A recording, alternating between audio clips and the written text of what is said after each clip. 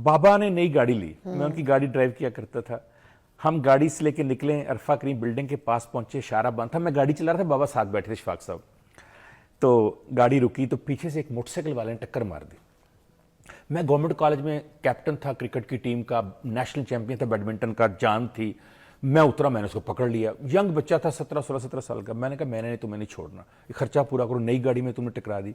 उसने कहा बाबूजी मेहरबानी करें, गलती होगी। मैंने कहा बकवास करते हो, जिस तरह मतलब बोलता है। उसने कहा बाबूजी माफ कर दें। मैंने कहा माफ नहीं करना तुम्हें। इतनी बात हुई है, बाबा गाड़ी से निकले शफाक साहब और मुझे कहते हैं गाड़ी में बैठो। अच्छा, मैंने समझा फिजा कि नाराज हो गए कि गाड़ी को नुकसान हुआ है। मैंने कहा बाबा मेरा तो कसूर कोई नहीं है, आपके सामने गाड़ी उसने टक्कर। मैं कहते तुम गाड़ी में बैठो।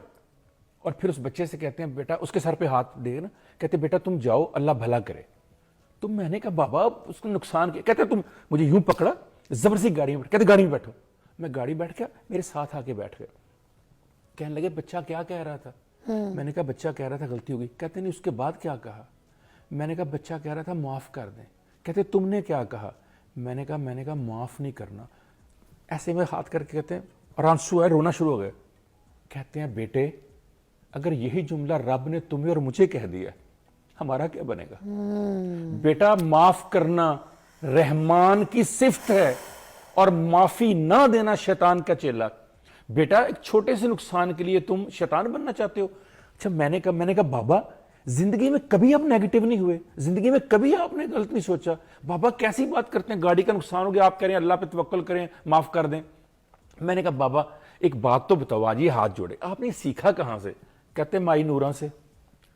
ताई नूरा कहते थे उनको, माई नूरा, कहते ताई नूरा से। मैं ताई नूरा ये क्या किरदार है? हाँ। कहते हैं पुत्र मेरे गांव में वो दाने जो है ना इसके चने के और छलियों के वो भूना करती थी। जैसे पठान 80-85 साल उम्र थी उसकी।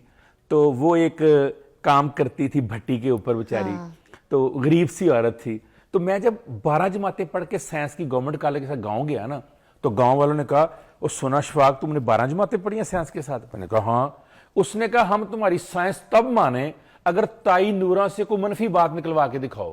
कहते ताई नूरा की मशहूरी ये थी कि वो किसी के लिए मनफी बात करती नहीं, मनफी सोच रखती नहीं, मायूस होती ही नहीं। वाह। कहते मैंने कहा मसला ही कोई नहीं। चने भूनने वाली औरत, चने भूनने वाली 85 साल की औरत।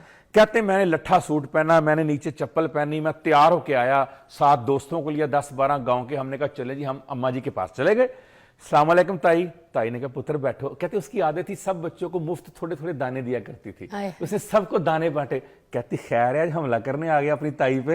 हाँ। कहते हैं ताई अशफाक ने आज तुमसे बड़ी अहम बात करनी है। हाँ। ये 12 जमात साइंस पढ़ के है लाहौर से। हाँ। कहती पुत्र मैं अनपढ़, मुझसे क्या बात करनी है? अशफाक साहब ने कहा नहीं ताई मैंने आपसे एक सवाल पूछना। ताई कहती बेटा पूछो, मुझे आता जाता तो कुछ नहीं लेकिन पूछो।